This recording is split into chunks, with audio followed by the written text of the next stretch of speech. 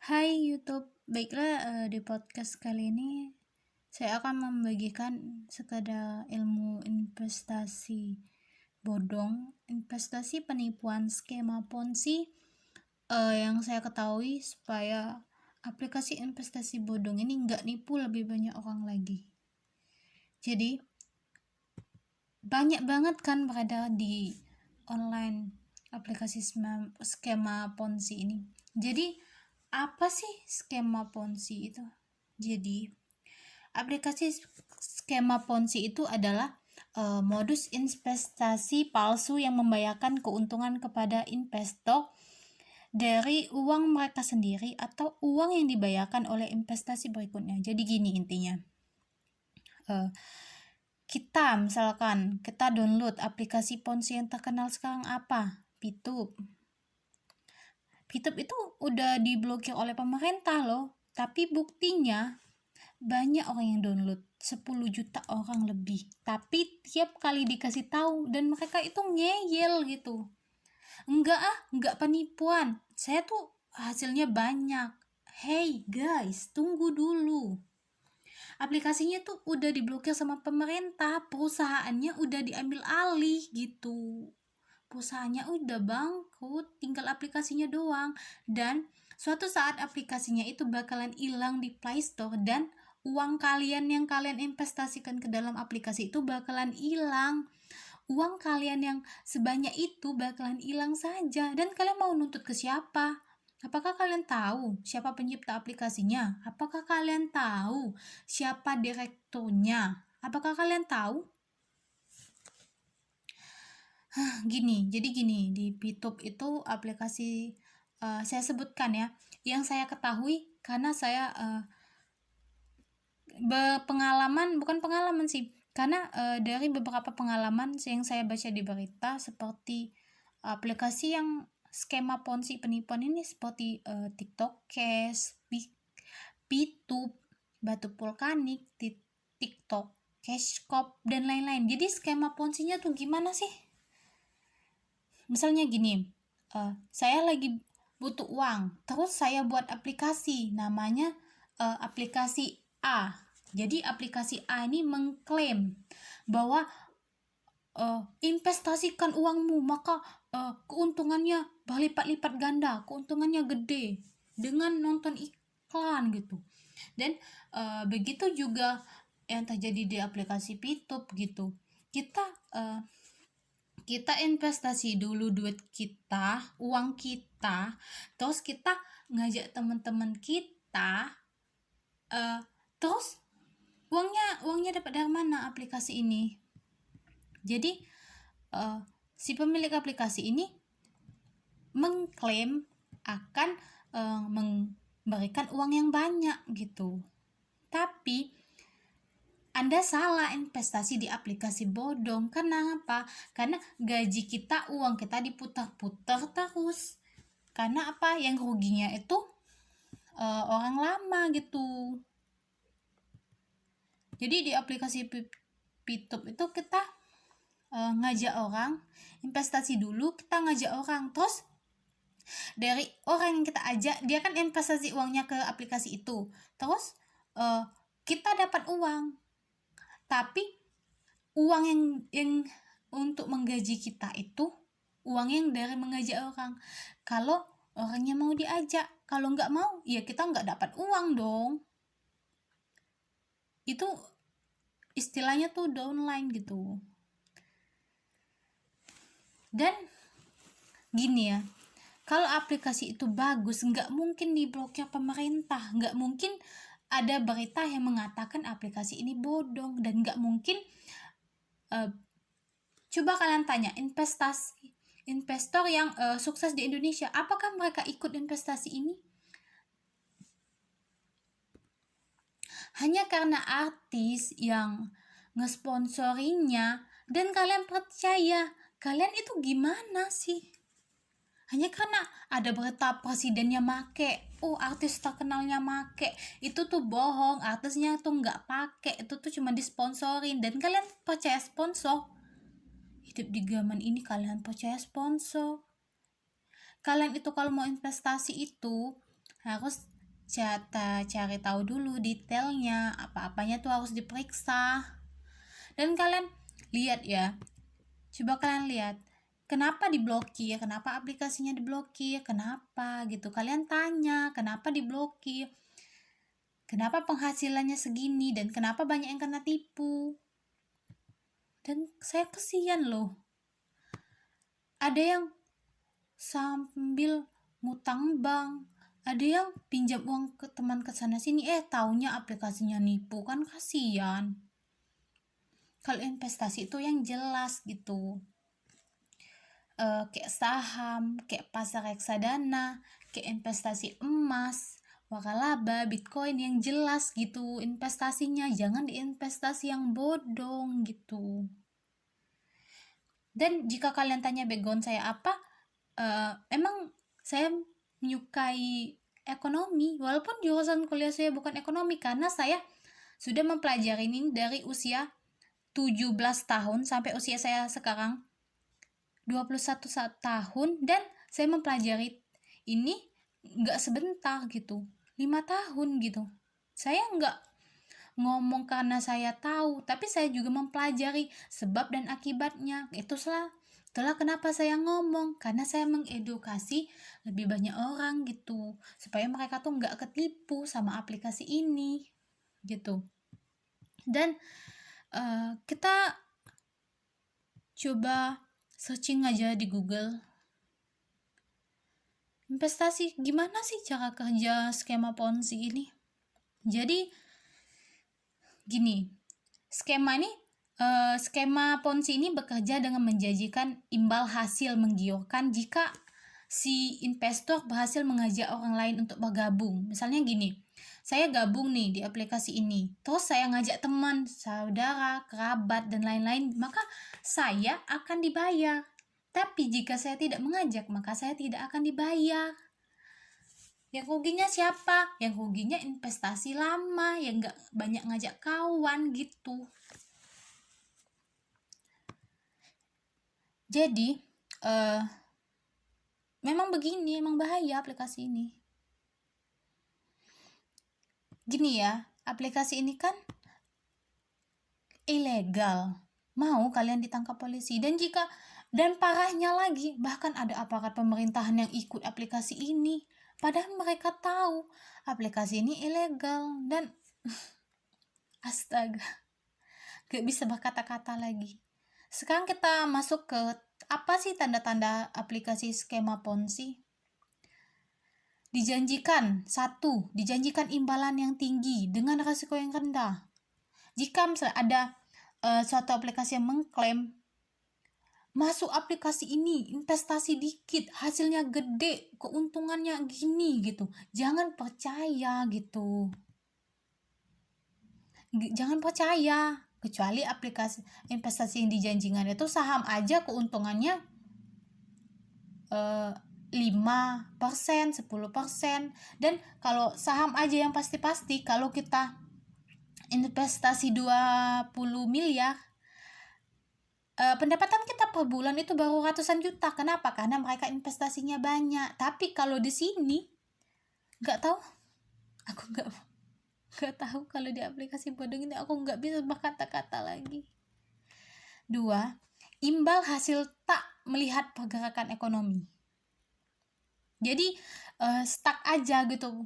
Memang pendapatan kamu naik, tapi lihat gitu. Jadi gini, sebelum kalian investasi itu kalian searching di Google dulu, aplikasi ini bahaya atau enggak, ilegal atau enggak, dilarang pemerintah atau enggak. Kalian cari, kalian searching sebanyak-banyaknya, karena yang akan diinvestasikan itu uang kalian, uang hasil dari kerja keras kalian. Boleh dari ada yang minjem, ada yang gimana gitu. Masa sih yang kalian mau investasi kan kalian random aja, aku mau investasi ini, random, salah. Kalian ibaratnya tuh ngebuang uang kalian gitu. Jadi gitu. Selanjutnya, yang ketiga, strategi investasi dirahasiakan atau dijelaskan dengan rumit. Jadi misalnya gini, kalau ada yang klaim investasi sekian, hasilnya gede. Terus dijelasinnya nggak secara transparan gitu, asalnya dari mana, didirikan oleh siapa, apakah aplikasi ini ilegal, kenapa aplikasi ini tidak ilegal, kenapa gini, kenapa gitu. Banyak pertanyaan yang muncul di benak kita yang nggak kejawab gitu. Dan banyak juga diberitakan penipuan. Kalian tuh harus searching dulu, pintar-pintarlah kalian mencari investasi gitu. Jadi aplikasi yang baik dan benar itu investasinya tuh yang legal, yang dibolehi oleh pemerintah. Mengerti? Aduh, emosi gue. Sorry ya. Jadi aplikasi yang gitu. Terus kita searching lagi. Aplikasi ini banyak juga aplikasi bodong ya. Oke. Ini dari website wartaekonomi.co.id. Bukan dari aku ya. Aku nih sambil buka searching Google juga di laptop. Untuk mengetahui ciri-ciri skema Ponzi, berikut karakteristik yang umumnya terjadi. 1. Dijamin janji pengembalian tinggi dengan resiko gede. Dengan resiko maksudnya tuh dengan resiko sedikit. Jadi itu kan janji, sudah saya jelaskan sebelumnya. Janji ya hanya janji. 2. Aliran pengembalian yang konsisten terlepas dari kondisi pasar. 3. Investasi yang belum terdaftar di sekuritas Securities and Exchange Commission. Jadi ada investasi tuh ada tempat pendaftarannya gitu. Jadi mau lihat investasinya tuh ilegal atau enggak, kita lihat dulu SEC-nya tuh, sekuritasnya tuh terdaftar atau belum gitu. 4. Strategi investasi yang dirahasiakan atau digambarkan terlalu rumit untuk dijelaskan. Seperti yang saya jelaskan tadi, aplikasinya tuh tidak menjelaskan secara transparan. 5. Klien tidak diizinkan untuk melihat dokumen resmi untuk investasi mereka. 6. Klien menghadapi kesulitan mengeluarkan uang mereka. Jadi gini, tujuan saya membuat video ini adalah karena sebenarnya tuh kalau orang lain ya saya biarkan saja, karena saya nggak kenal gitu. Untuk apa saya menegur gitu, dalam tanda kutip gini, karena bukan saya gini ya, saya membuat video ini karena terinspirasi dari teman saya gitu yang masuk di aplikasi Pitup gitu, karena ajakan dari pamannya. Gini, saya ceritain ya, dia kan gini, di WA itu dia bikin status, ayo masuk aplikasi Ponzi, gini, aplikasi bukan Ponzi sih, Pitup. Nah, aplikasi yang kita joinnya dapat uangnya gede banget gitu, sponsornya tuh menarik banget.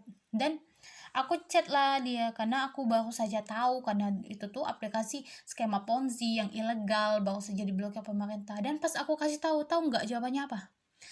Aku kasih bukti aplikasi ini ilegal, aku kasih bukti pemberitaannya, aku kasih bukti kalau aplikasi ini nggak baik, nggak bagus, penipuan dan lain-lain. Dan dia bilang apa? Tahu nggak balasan dia apa? Aku tuh nggak percaya dia tuh gini loh, kalau orang sudah join di Pitup maka akan susah untuk menyadarkannya gitu. Katanya gini, pamanku itu yang ngajak itu orangnya baik, ramah, bla bla bla bla.